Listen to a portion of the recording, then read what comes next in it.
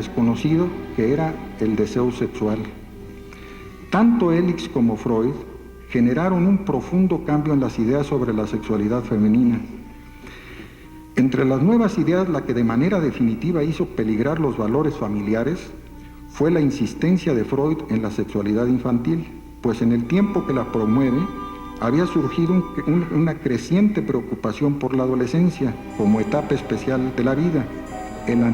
El amor también es impráctico, absorbe muchas energías y otorga también muchas, pero para ser empleadas en el amor que se profesa.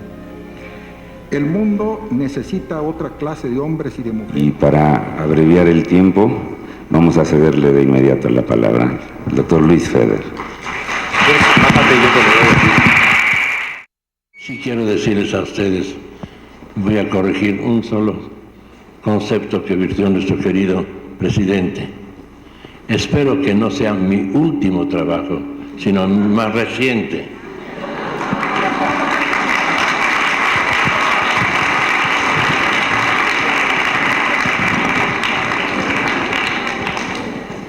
Es que estaba pensando en inglés, realmente. Bueno.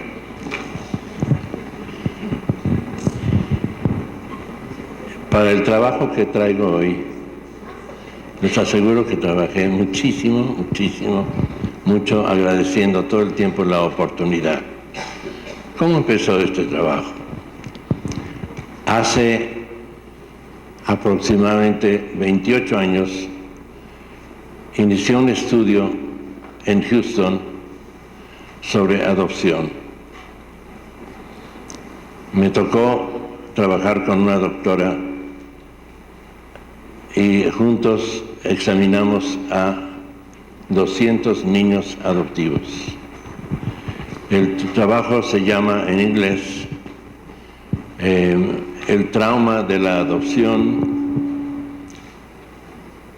mito edípico y realidad clínica. En ese tremendo esfuerzo de examinar a tanto niño, llegamos a la conclusión de que la adopción era un asunto harto complicado, que no se recomendaba con mucho entusiasmo, porque si para la mujer que tiene un embarazo y tiene un parto, la madre biológica del parto, el dolor de parto es un dolor de días, cuando mucho, horas, cuando poco, en tanto que para los padres adoptivos la adopción es un dolor de toda la vida. Y concluyo en ese trabajo diciendo que por lo pronto no conozco ningún caso de adopción exitosa y que prometo en una próxima ocasión buscar algunos casos y estudiarlos, porque he llegado a conocer durante este tiempo que estaba yo terminando mi trabajo de Houston, que sí había casos de adopción exitosa, que no los conocía y que los iba yo a buscar. Y siempre me pasa, no sé si a ustedes les pasa esto, parece un juego mágico. Cuando escribo un trabajo y ya estoy por cerrarlo, por ejemplo, una vez estaba yo trabajando sobre un paidófilo, pues he aquí que llega un señor y es un paidófilo y me da todos los datos que me faltaban para redactar el trabajo bien. En este caso fue al revés.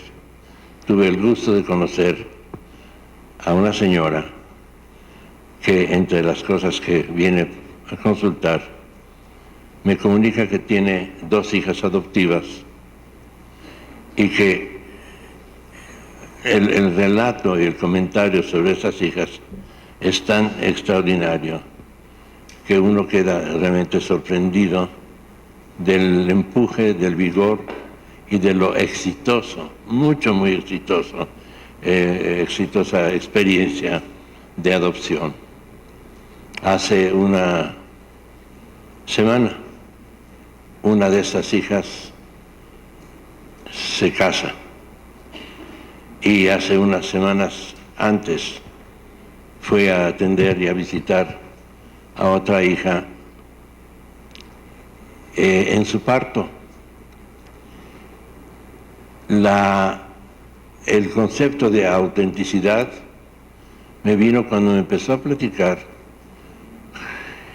en qué forma se ocupó ella del cuidado de estas niñas, qué es lo que tuvo que hacer, y en el esfuerzo del cuidado, naturalmente, había un marido extraordinario que le entraba a todo, un perfecto padre maternal. Y los dos muy compatibles y los dos muy dedicados a esa tarea. La señora, la madre, había enfermado de chica, una enfermedad bastante seria. El padre, católico, religioso, sincero, visitó a la Virgen y le prometió que si salvaba a su hija, él iba a renunciar a tocar la trompeta. Era el director de una pequeña orquesta en su localidad. La chica mejoró y ya de adulto le diagnosticaron una tuberculosis genital y no pudo embarazar. Pero lo que ella hizo con ese no se lo pueden ustedes imaginar. Le dijo a la realidad, como si fuera un boxeadorcito, que no puedo. Y respondió, creando un par de muchachas extraordinarias, como hijas, como profesionistas, y no se detuvo ahí, naturalmente. Es una muy connotada directora de un centro donde trabajan con niños de la calle, drogadictos, etc. Y ha hecho tanta maravilla con ellos que con todo el escepticismo de un psicoanalista que dice, pero ¿cómo se atreve esta mujer a modificar la caracteropatía de niños que han sido no deseados, aventados a la calle? En fin, el trabajo que esta mujer ha hecho con su agencia ha sido tomado como modelo en muchos países donde vienen a estudiar el sistema que ella y sus colaboradores emplean. El sistema que usó esta mujer es empleado en varios países. Realmente es muy excepcional. Hay una costumbre en las islas del Pacífico que Margaret Mead describe como CUVAD, C-O-U-V-A-D-E, no sé si lo pronuncio bien, es CUVAD. Y consiste en que cuando la mujer está embarazada, el hombre acostumbrado ya por la cultura misma a compartir el lecho con ella, se recuesta en otro petatito y la acompaña en su embarazo, al grado de que el hombre desarrolla una distensión abdominal real y comprobable. Cuando nace el bebé, va bajando la pancita del hombre también, y se acabó esa fase de acompañarla, identificándose con ella, con su embarazo y su parto. Yo he tenido, desde que he comentado esta costumbre, algunas experiencias con hombres mexicanos, uno de ellos un muy connotado comentarista de televisión que me decía que durante el embarazo de su mujer, él mientras manejaba por el periférico le daban ataques de náusea y un médico le dijo, pues llévate una botella de leche y échate un trago y entonces va a estar un poquito más suave la cosa. Otros se quejan durante ese tiempo de acompañar a la mujer en su embarazo de desastrosos efectos dentales, accidentes, apretar las quijadas, romper un molar, etcétera, etcétera. Todo esto lo digo porque quiero pintar un escenario para justificar el término autenticidad. La mujer que me relata de su adopción exitosa me conmovió tanto, me enseñó tanto, que me tomé la libertad, le pedí permiso, y de hoy en adelante, cuando salga escrito esto, el síndrome de la autenticidad se llama Cantu-Ainslie, que es el nombre de la pareja.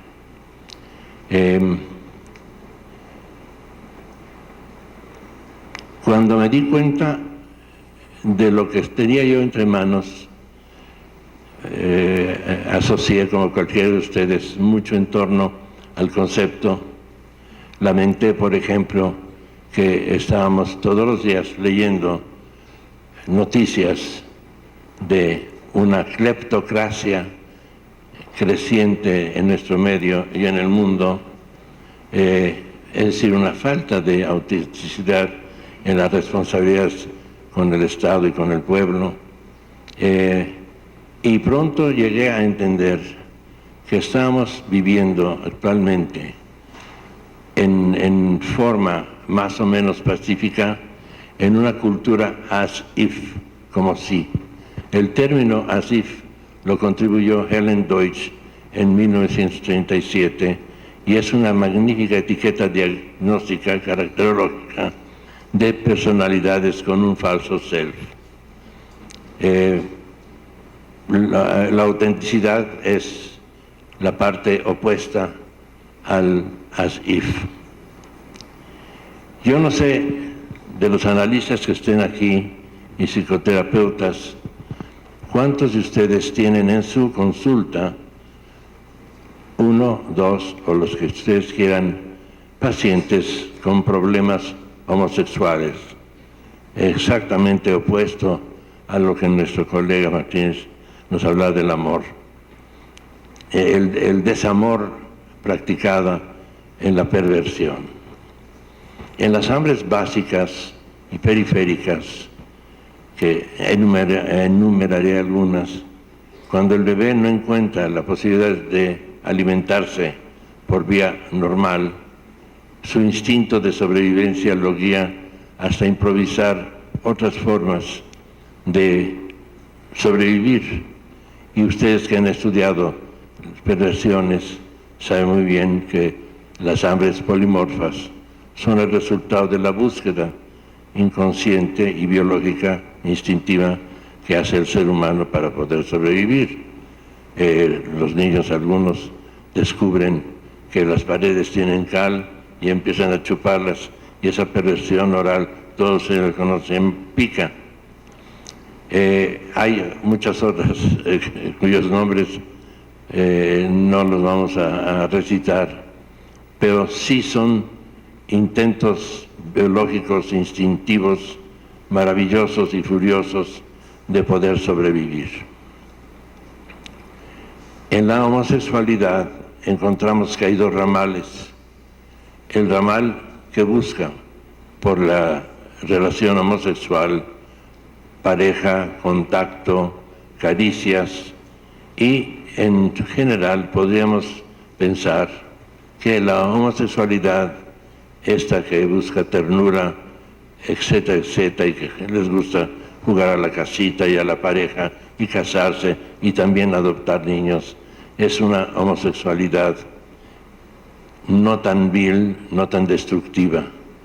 La otra es la que practica las perversidades, y en ellas no se busca el placer, ni se busca la oportunidad de conceder placer, se busca el placer de la tortura, es decir, el sadismo al servicio de la homosexualidad de la peor clase. En el personaje de Shakespeare, extraordinario, en Otelo, hay un personaje de gran importancia que es Iago.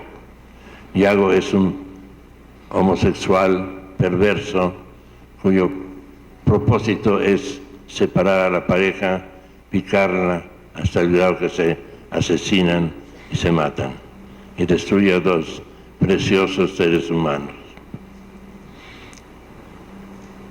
En estos casos no existe la autenticidad, existe lo opuesto. ¿Cuáles son estas hambres?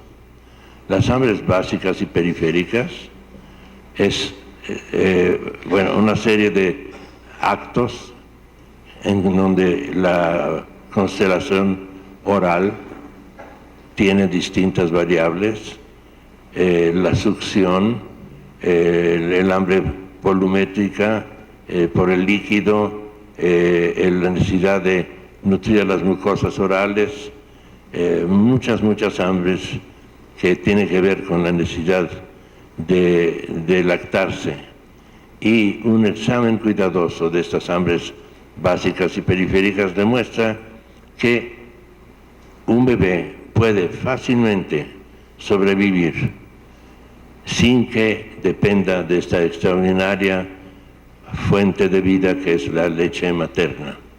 ¿Y por qué puede sobrevivir? Porque en la alimentación, que es la satisfacción de la piel, el skin hunger, hambre epidérmica, hambre rítmica, hambre olfactoria, visual, auditiva, se está satisfaciendo en la necesidad que el bebé tiene de lo auténtico. Y si podemos sustituir la autenticidad, cualquier otra leche que no es sustituible, cualquier otra leche puede bien suplir la leche materna, y tenemos niños bien creados, bien cuidados, bien deseados, bien amados y bien auténticos en sus propias relaciones de objeto. Les voy a dar, si me permiten, si hay tiempo nomás, una lista rápida de dos casos. Desperté una mañana y dije, chirriones, ¿de qué les voy a hablar? Pues tengo puros homosexuales.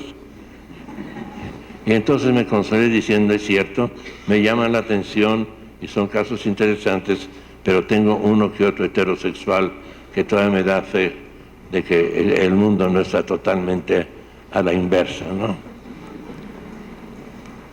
Y les voy a leer el caso,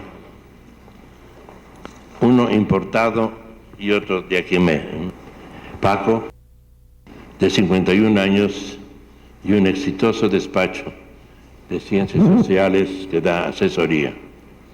A los 5 años lo ubicamos en los camellones de la ciudad, llorando para conmover y vender chicles, que era su negocio. A los 8 años recogía sobras de comida de restaurantes para alimentar a la madre y a los 5 hermanos. También a esa edad, cuando la madre lo llevaba con el sastre, los sastres, ella los amenazaba diciendo, cuidado que mi hijo les va a pegar en los bajos si me hacen algo.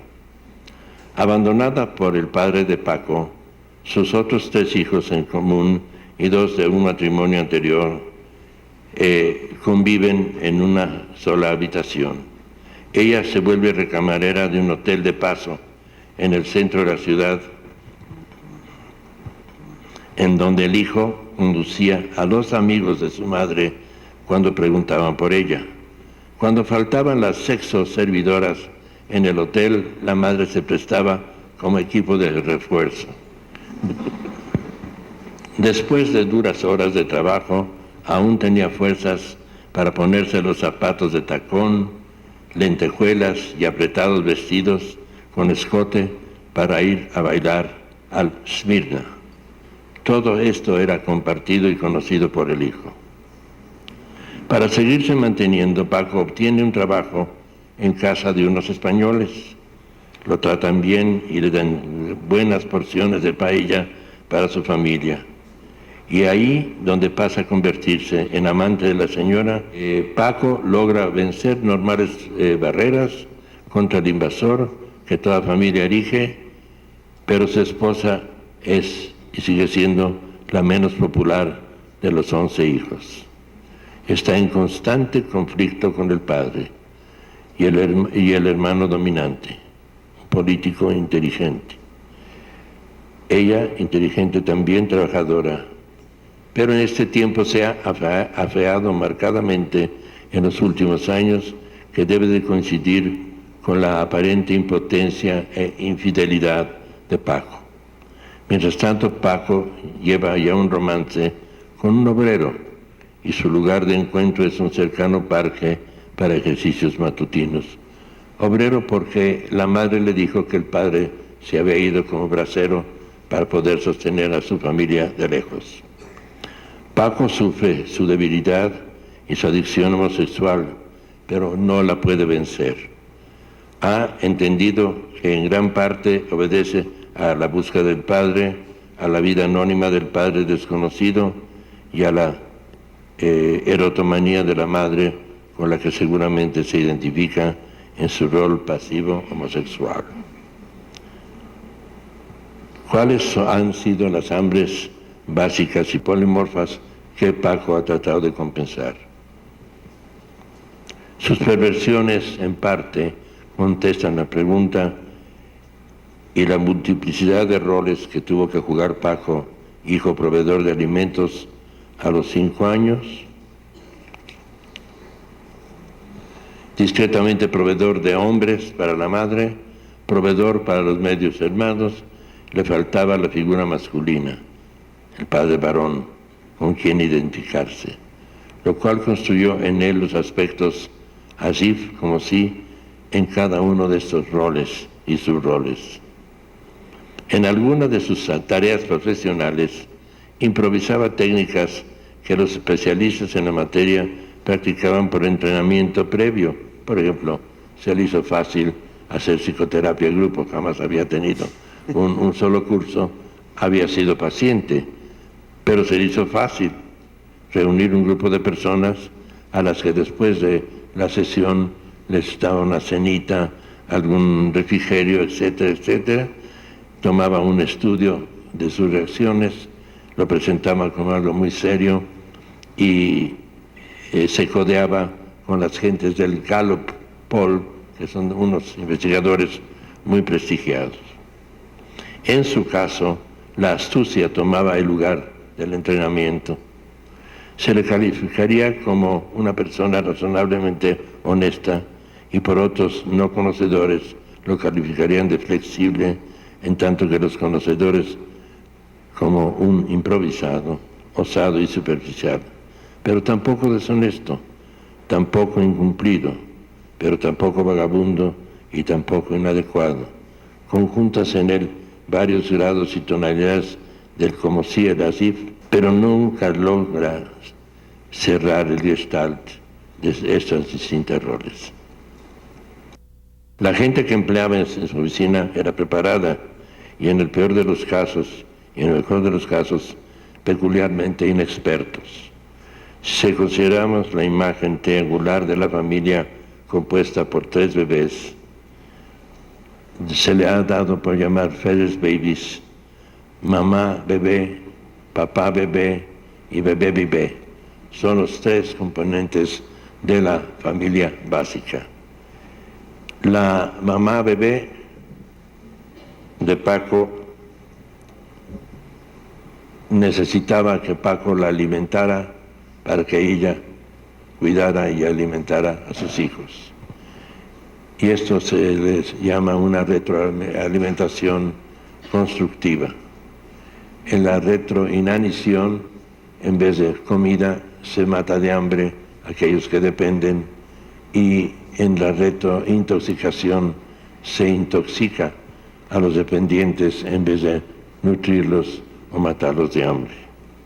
Paco y su familia alternaban en estos roles retro con mucha frecuencia, pero nunca cayó él en la drogadicción. Curiosamente, siendo un gran comerciante, nunca se puso ni a consumir ni a vender drogas. Esta es la historia breve de Paco.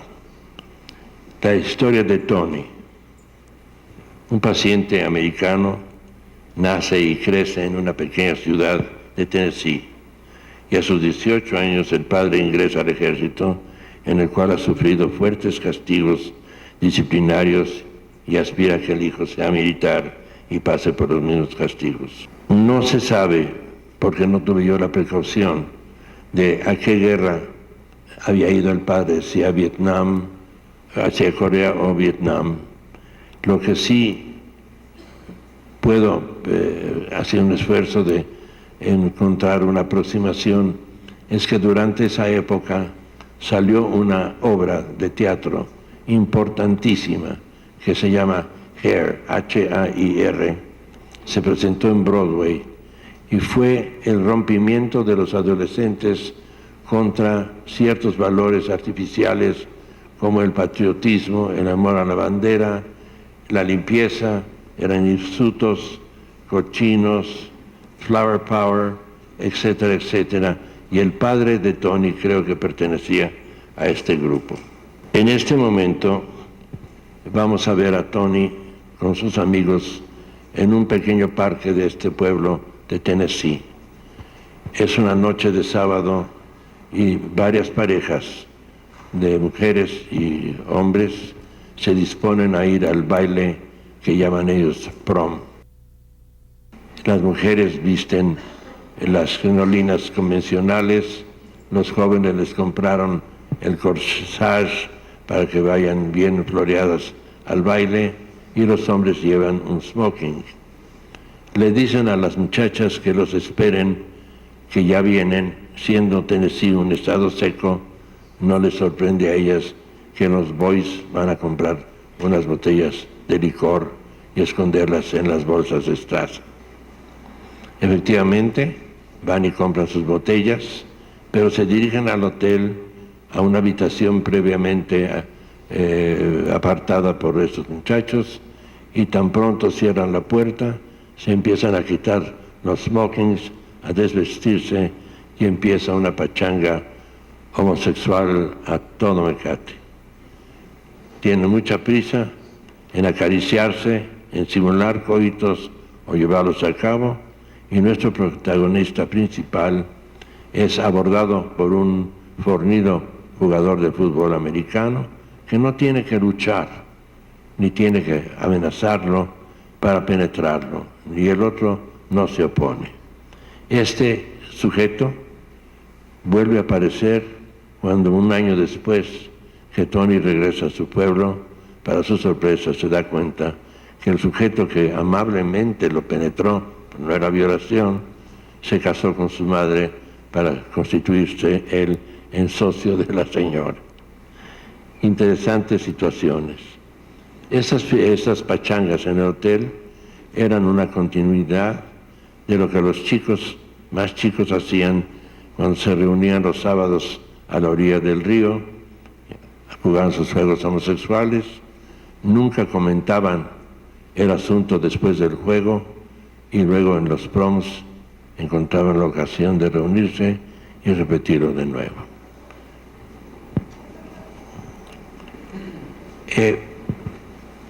Yo iba a proponerles, pero no, ya no tenemos el tiempo, de jugar un juego que, por cierto, una de las hambres básicas del ser humano viviente es el gusto por el juego.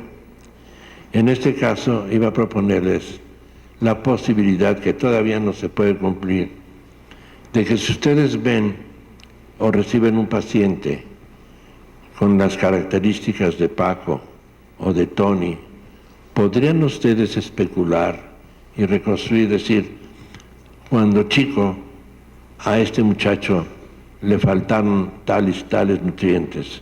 En el caso de Tony, nomás verlo daría la impresión de que tuvo una anorexia infantil, que creo que son muy raras en varón, ¿verdad?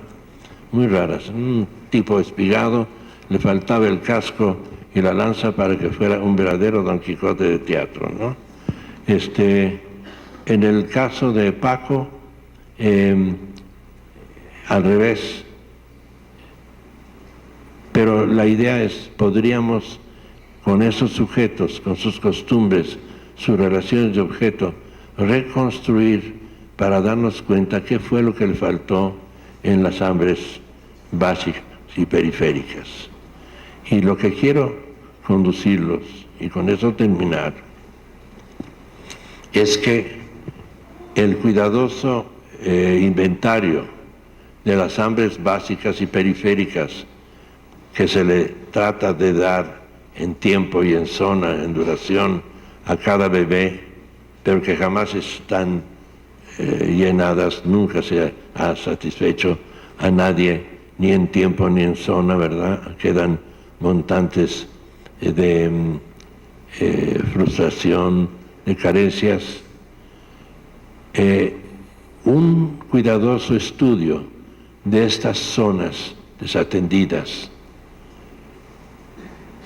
pequeñas áreas en donde el desnutrimiento se repite por horas, por días, por semanas, por toda la vida, mientras el bebé depende o el niño depende de sus padres. Esto podría darnos una idea de que, no habiendo sido nutridos adecuadamente, buscaron otras satisfacciones y estas búsquedas los condujeron a improvisar una relación sexual, caricatura de la heterosexual, que es la relación homosexual.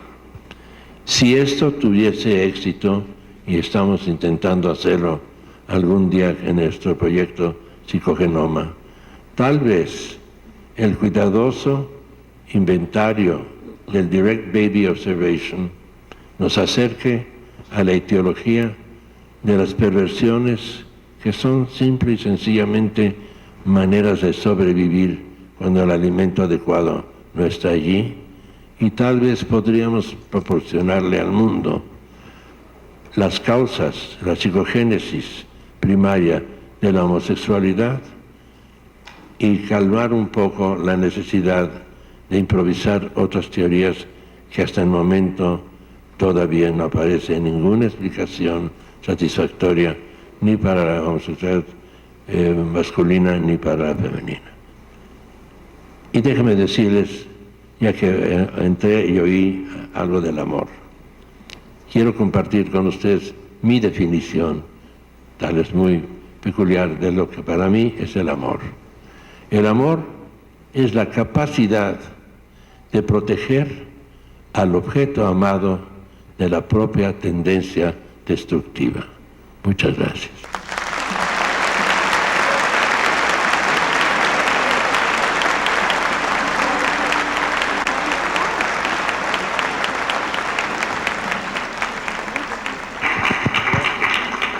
Agradecemos muchísimo el esfuerzo del doctor Feder, que se vio compensado con creces con su vivacidad, su capacidad expositiva y su ingenio